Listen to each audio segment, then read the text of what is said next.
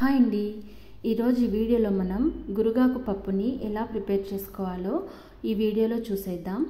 ఈ గురుగాకు అనేది మనకు సీజనల్ లీవ్స్ అండి. ఇవి వర్షాకాలంలో మాత్రమే దొరుకుతాయి. అలాగే ఈ గురుగాకుని తీసుకోవడం వల్ల మనకు రక్తహీనత కానీ కంటి సమస్యలు కానీ లివర్ని కంప్లీట్గా శుభ్రపరుస్తుందండి. అలాగే కిడ్నీ స్టోన్కి కూడా ఈ ఆకు అనేది చాలా మంచిది. ఇప్పుడు పప్పు ఎలా చేయాలో చూసేద్దాం. నేనైతే ఇక్కడ సన్న గురుగాకు తీసుకున్నానండి.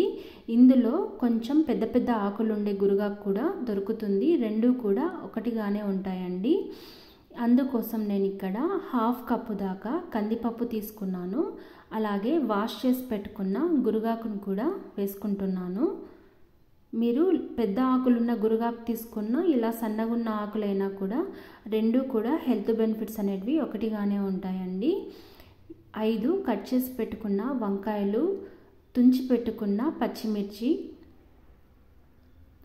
అలాగే టొమాటో అన్నది కొంచెం దూరగా ఉన్న కాయలు వేసుకుంటేనే పప్పు అనేది చాలా టేస్టీగా ఉంటుందండి. నేను ఈ పల్లీల్ని నైట్ అంతా నానబెట్టి వేసుకుంటున్నాను. ఈ పల్లీలే అండి మెయిన్ హైలైట్ ఈ పప్పుకి. ఇవి వేయడం వల్ల రుచి అనేది చాలా బాగుంటుంది. కొంచెం చింతపండు కూడా వేసానండి. 1 స్పూన్ సాంబార్ పొడి, అలాగే 1 స్పూన్ ధనియాల పొడి, 1/2 స్పూన్ పసుపు. ఒకవేళ కారం ఎక్కువ తినే వాళ్ళైతే కొంచెం కారం, రుచికి సరిపడా ఉప్పు కూడా వేసుకొని 1 లీటర్ నీళ్లు పోసుకొని మనం ఒక 4 విజిల్స్ పెట్టించుకోవాలండి.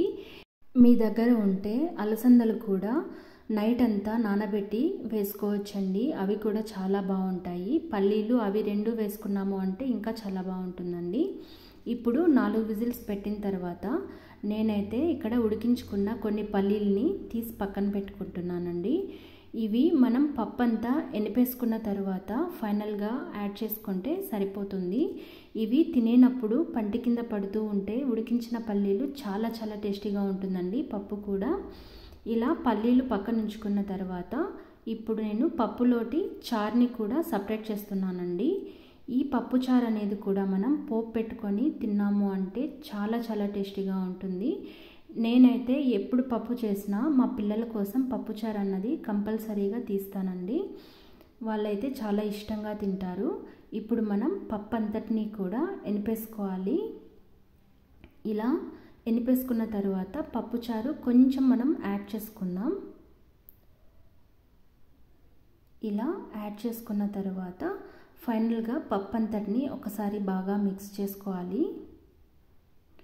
ఇలా మిక్స్ చేసుకున్నాక ఇందాక మనం సపరేట్ చేసుకున్న పల్లీల్ని కూడా ఇందులోకి వేసేసుకొని కలిపేసుకోవాలి. ఈ పల్లీలు వేయడం వల్ల పప్పు టేస్టే చాలా బాగుంటుందండి. చూడండి, పప్పు రెడీ అయిపోయింది. ఇప్పుడు మనం ఈ పప్పుకి పోపు పెట్టుకుంటే సరిపోతుంది. నేను చారులోకి యాడ్ చేసుకుంటున్నాను. అలాగే అదే పోపుని పప్పులో కూడా వేసుకొని మిక్స్ చేసుకుంటున్నానండి. అంతే అండి, పప్పు రెడీ అయిపోయింది. ఎన్నో ఆరోగ్య ప్రయోజనాలు ఉండే ఈ పప్పుని మీరు కూడా ట్రై చేయండి. ఎలా వచ్చిందో కమెంట్లో తెలియచేయండి. నేనైతే ఇక్కడ మిల్లెట్ ముద్దతో సర్వ్ చేసేసుకుంటున్నాను. మీకు కూడా ఈ వీడియో నచ్చితే లైక్ చేయండి, షేర్ చేయండి, సబ్స్క్రైబ్ చేసుకోండి. నేను మరిన్ని రెసిపీస్తో మీ ముందుకు వచ్చేస్తాను. థ్యాంక్స్ ఫర్ వాచింగ్ అండి.